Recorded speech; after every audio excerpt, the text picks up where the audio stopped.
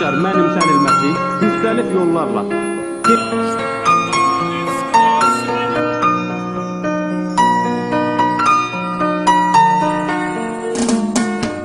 Düz sözdən də qorxursunuz hətta. Hətta düz sözdən...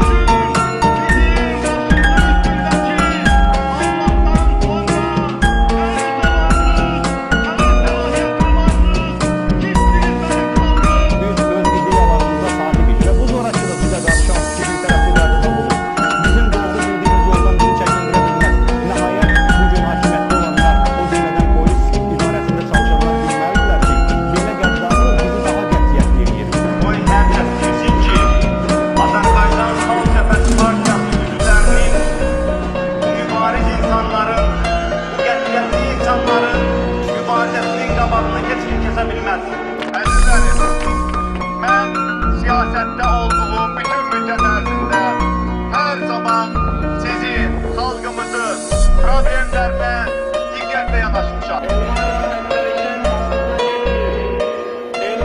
75 manata dolanmaq məcburiyyətində qalan insanların sözünü deyirəm. Onlar üçün mübarizə aparıram.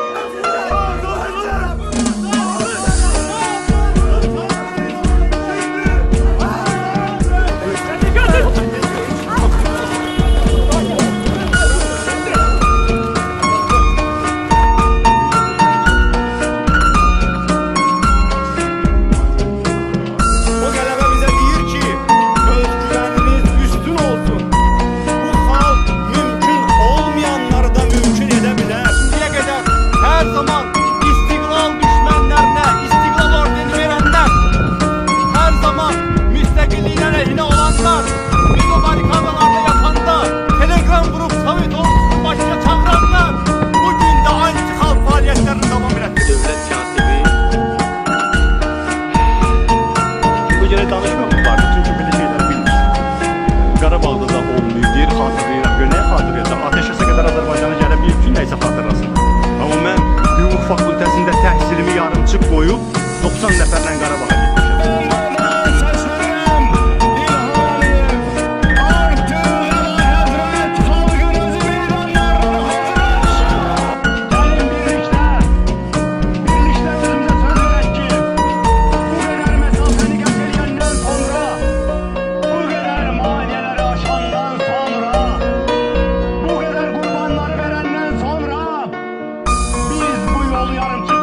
getmişəm. Mən bunların bir parçası ola bilməzdim. Çox məmnunam ki, vaxtında yox deyə bilmişəm. Məmnunam ki, dəyərlərimə sadiq qalmışam. Təslim olmayacağım.